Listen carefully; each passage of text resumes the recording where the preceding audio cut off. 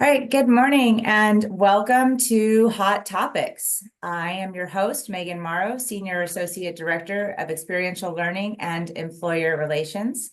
And today I have Mike Crawford, Dean of Students, as my guest. Mike is in his 21st year here at Florida Southern. He is a 1986 alum, and prior to coming back to Florida Southern, he spent 20 years working with youth and young adults in the United Methodist Conference in Florida.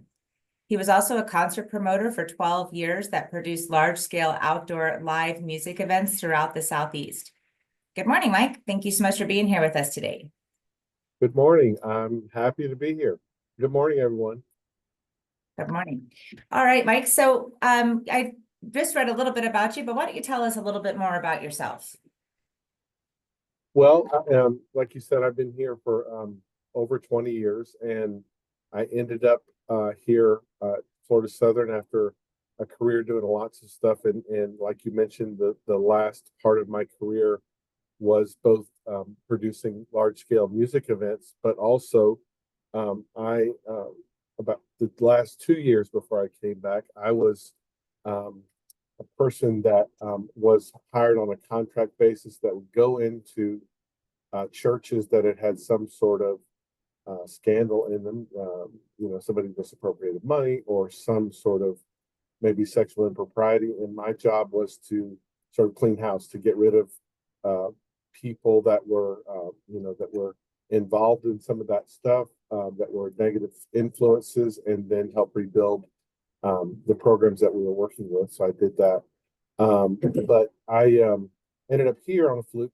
The president then, which was the president prior to Dr. Kerr, Tom Rushlin, called me and said that he wanted me to come over here and work for him for a couple of years. And I ended up staying, 20 plus years here and had lots of roles on campus, and currently I'm serving the Dean of Students. And for those of you that may not know, under my umbrella is all of community living, all of student activities, ACSPA, Please. all of Yes, student conduct, um, and would be all of the Civic Center and all the stuff that they do over there. Okay, so yeah, so that was what I was going to ask you. Like, what does it mean to be the dean of students? So you're over that, so you supervise all of those departments. But what does that mean for students for you to be the dean of students? So my job really is to oversee all those areas, but really with the student experience in mind. And how are all those areas impacting the overall student experience? Um, how can we do a better job of continuing to make Florida Southern um, a welcoming environment for all people, a safe environment for all people, a place that students really can grow and thrive, to create an atmosphere in which students can become the very best versions of themselves in this place, whatever that is. I'm not going to define what that is. It's yours to define whatever you think the best version of yourself is, but to create a space and become a catalyst for that, so that you can have that can happen. Okay, excellent. Thank you for clarifying that. So this is a new topic that we're doing, this Hot Topics. And this is why I kind of wanted to bring you on as my guest, seeing as you have so much experience and longevity here at Florida Southern, and you're over quite a large amount that deals directly with students. And so this is just really like an open forum for us to be able to just kind of what I was envisioning was things that wish I would have known then what I know now as our students are navigating, coming into the first time away from home, or, a lot of my students, of course, in the fall is always the first years, but we also might have other students here in different stages of their college career. So just how best can our students kind of adapt to this college life and be successful here and be their best versions of themselves? So I think one thing that I would say is to take advantage of everything that's offered here. You're never ever going to have another opportunity where you have so much offered that is either free or relatively inexpensive. And you're never going to have another group of people gathered in one location, and have the expertise of all the faculty that you are exposed to, and have the opportunities to experience music and theater and athletics and people that have different opinions than you. I think one of the most probably one of the most impactful things for me when I was a student here was just being exposed to different trains of thought. You only know what you know, right? All of us were raised by some semblance of family, and we were raised under a value system, and that's all we knew. And then we come here and we may be exposed to people who were raised differently, and this is really a microcosm of the world, because when you go out into the world, and whatever your career path is, and you take your first job, you may be in a cubicle or an office or in a place where you have people who think differently than you, who have different political views than you, maybe a different religion than you have. And but we don't get to choose who we work with. We have to work beside those people, and we have a job to do, all of us. And you may be put on a team to work on a project for whatever career path you have, and everybody there has to coexist. Everybody there has a piece of the pie. Everybody there has brings gifts and grace into that group, and so there, we learn that in college. We learn that we have to get along, and we have to learn from each other. So I think that being exposed to different opportunities, different people, different trains of thought, that's all healthy stuff. It all helps us grow. Oh, absolutely. I'm actually currently taking a leadership course in diversity, and I'm really kind of rolling around with that right now, like in depth about, differences and perspectives, and, embracing the diversity that is all around us, because, with our students, we have not only students from outside of just our little Lakeland, but outside, the entire nation, and we have international students.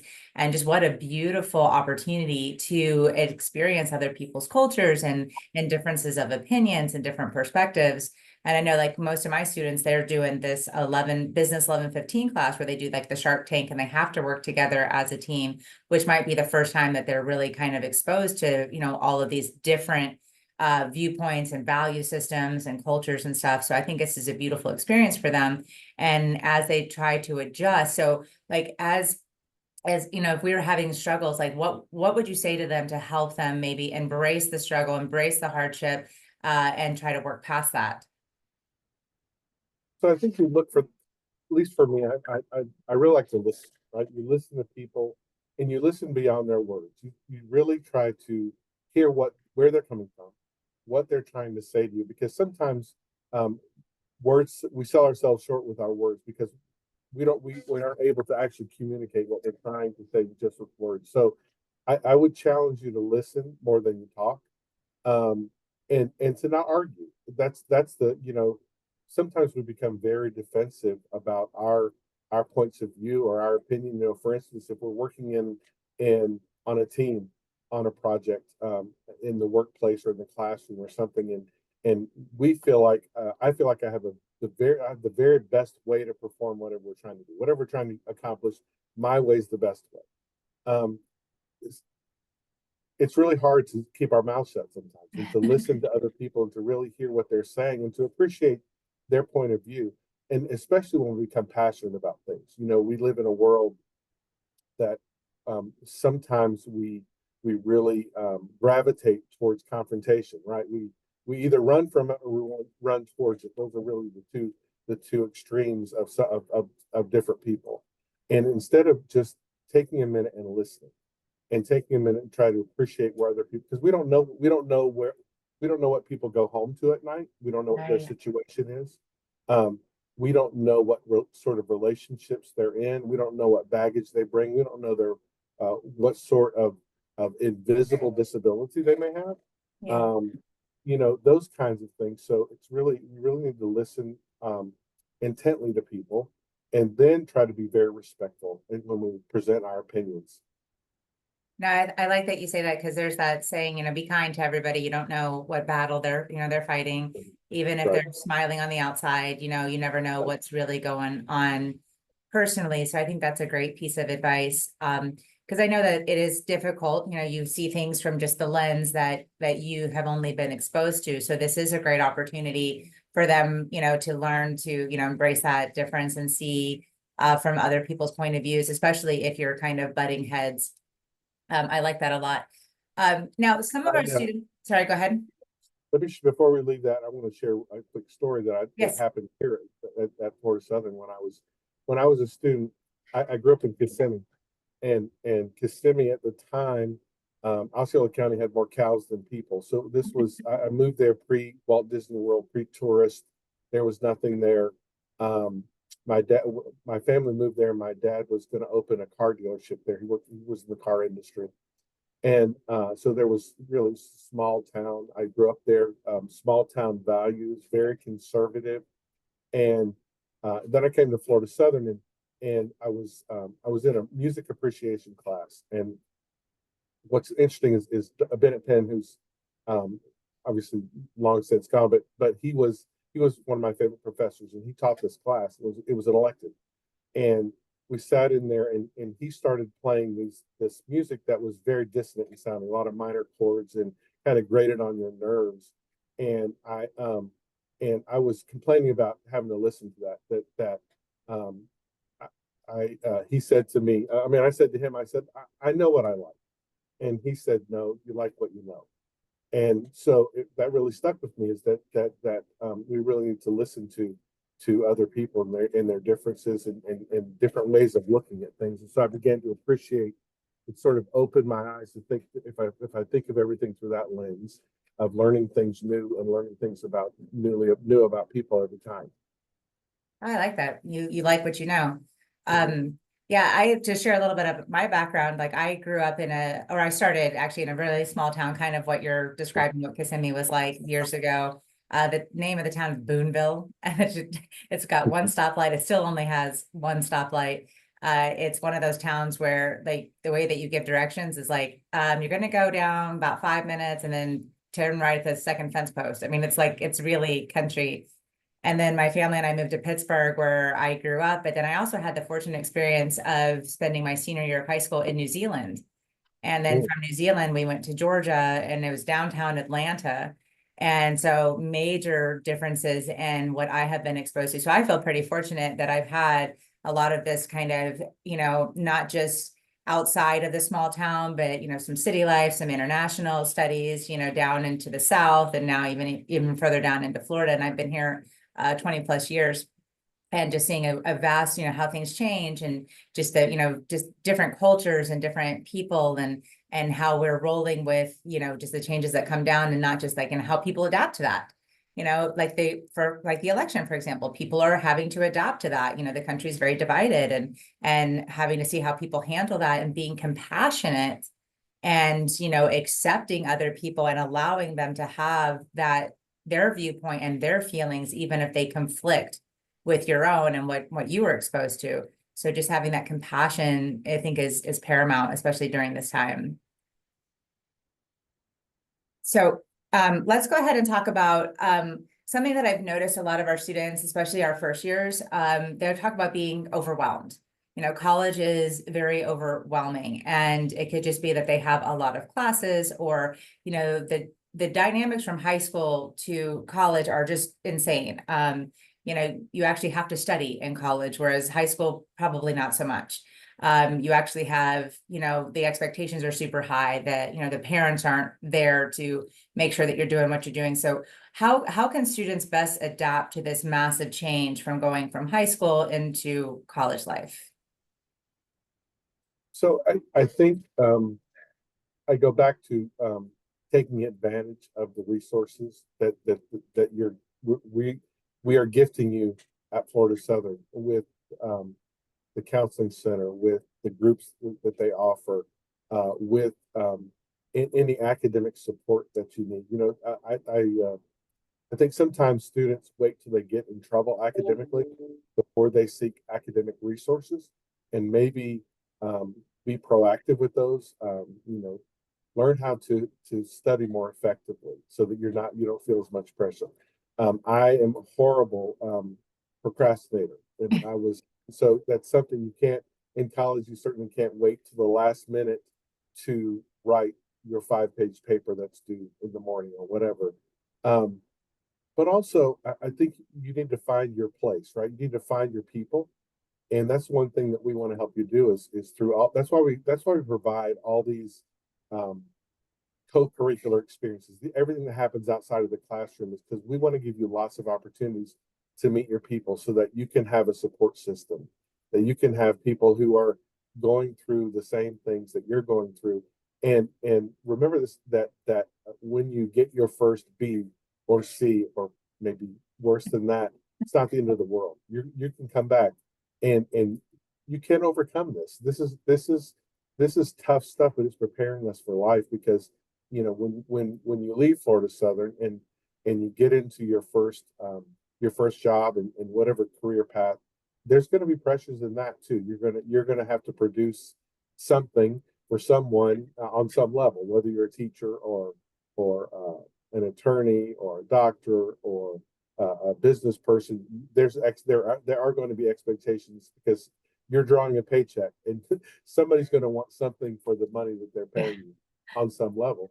And you just need to take a deep breath, to take your time, and then to seek resources if you truly need those professional resources. I think for a long when I was young, being involved in some sort of counseling there was a negative stigma attached to it. Right. We didn't talk about anxiety. We didn't talk about stress as much. We were just kind of dealt with it. We didn't talk, and if you needed therapy, you sort of snuck in the back door and didn't tell everybody about it. So I think society, we're in a healthier place now that we can talk openly about the fact that we need help, that we need some resources. And that's what, I think that's what the counseling center, just counseling in general, can offer, is give you the tools to be able to handle these stressful situations and continue to be productive and move forward in spite of them. Yeah, thank you. That's awesome because we are definitely evolving. I still think there is a little bit of a stigma, but I think that we're working towards, normalizing it, because I'm a huge proponent of, seek help and reach out because, guys, we don't know what you're going through unless you tell us. And so like Mike was just saying, don't wait till the last minute. Don't wait until, you're failing your class or you're so far behind that you feel like there's no way to dig yourself out. You have to, that comes with maturity, that comes with being able to put yourself out there and just say, hey, I'm struggling, and there's nothing wrong with that. That's why we're here. And I haven't met a single professor or staff member on this campus that doesn't want to be here. So we all want to see you be successful and succeed, but you have to let us know. And that's something about, you've got to reach out, and we do have a ton of resources. And I also want to put this out there. I should have said this in the beginning, I'm sorry, but guys, we want this to be interactive. So if you have questions or if you have comments, please feel free to come off of mute, turn your camera on, or you can put questions in the chat pod for me or for Mike. But, this is what we're doing this for, is to just give you guys information and to answer any questions and just to kind of let you feel even more supported than hopefully you felt when we started this. So, so it should be as interactive as possible. But yeah, so lean into the resources. I really like that. We've got the counseling center, we've got the Simmons Center, we've got, your staff, your faculty. I mean, even in student life, there's all those wonderful places just to sit and kind of decompress. What's that? There's a room upstairs, like the sensory room or something, where it's like really where, place for you guys just to, I don't know, recenter, I guess is the best way to say that. There is that space, and it's very quiet, and it's a place that you can just come and it's darker and lit differently so that you can kind of recenter. And I think one of the unique things about Florida Southern that I think is incredible is that everyone here is here to support your student experience and support you as a student. So I think, if you're on the mock mover and you're feeling like you're overwhelmed, or you need somebody to reach out to you, you can even talk to the person that's driving the mock mover, and they can point you in a direction. So I think we're all here. We want you to succeed. We want to continue, like I said, early on in this conversation, is to continue to create this space for you to become the best version of yourself, for you to grow and become who you are meant to be in personally, but also professionally as well. Absolutely. Everybody has their own path. Okay, so let's kind of switch gears a little bit. So I get a lot of questions they ask about like, what is it going to be like, once I graduate, like how do I transition? Because, the majority of our students, especially if they're the traditional college student, they've been in school their whole lives. Just kind of went straight through. So when they're going to graduate in a couple of years and they're going to enter into this workforce and leave school behind. So that can be a little overwhelming as well, leaving the familiar and the unknown behind. So how can we help support them, and what kind of advice would you have as they start to navigate into that professional world? So I think one of the things that's very important is to find, you're going into a new place, and it's almost like when you came here at your first year and your first semester, and you walk into your residential room and you don't know anyone, you don't know, hardly know where the bathroom is, and those kind of things, and you might be in a similar situation if you move away and you move to an apartment. You're moving to a new job, a new town, and you've gotten a job. So I think you need to begin to find your people again. You need to find some grounding. You need to get involved in some sort of civic engagement, some sort of, whether it's if you're a person of faith, or church, or community group, or those kind of things, so that you can connect with other young adults, other young professionals. There may be people from work that do that, but something that you are that can become your new support group, because you're going to need that. You're going to need somebody. You're going to need folks that are surrounding you, that are there to encourage you, that you can go have a drink after work or have a meal with, or whatever. I think that's extremely important, and it may be, like I said, it may be those people, other people from work, because more likely than not, there will probably be other new people that will be starting at the same time in whatever you're choosing to do. Yeah, I like that, lean into your new people. And I think having a good relationship with your colleagues is important. I know I love my team. I love being able to come here and work with them, and I feel very supported by them as well. And so like, whenever I need anything, I know that they're there, but also to like get involved in the community as well. Volunteer, like you said, maybe if you're a person of faith, get involved in a church, or even a local gym, or something that gets you out. Because I know for me, and I don't know if you had a similar experience, Mike, but like I went straight through. I was a traditional college student, graduated. I was 22 years old, and I had moved from Atlanta to Florida, not knowing anybody because my parents had moved here. And so I got a job, and I was just going to work, and then I was coming home, and I was going to work, and I was coming home, and I kept thinking, this is it? Like, oh my God, like I almost like went into a depression. Like, this is it. Like, this is my life now. I just go to work and I come home. And I wish I had taken my own advice and, got myself out there, maybe like joined some type of community organization, or even like a gym or something, just to, get out there and experience things, especially not knowing anybody. So that's normal. If you're feeling like, hey, this is such a massive shift from what you're used to. And I know our students are looking forward to finally graduating so that their free time is really theirs, and they're not spending their nights and weekends, studying and writing papers. But make sure that you don't fall into that, like, where it's just like a rut almost. Because for me, it felt like Groundhog's Day, and I had to get myself out of that. And I think that's that first step is the toughest one, is actually doing it, right.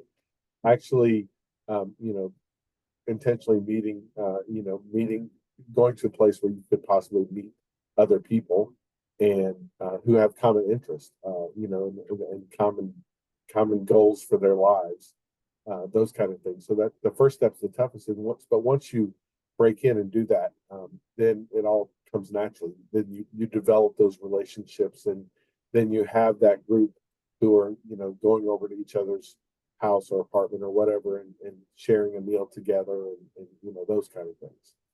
Absolutely. One other topic I just kind of want to hit on real fast. And because I know that I experienced this, so this is speaking a little bit from personal experience. Now that I've been, out of school, I mean, I've, grown up and everything. I've got a lot of experience, got a lot of confidence just because I've been in the work field for so long.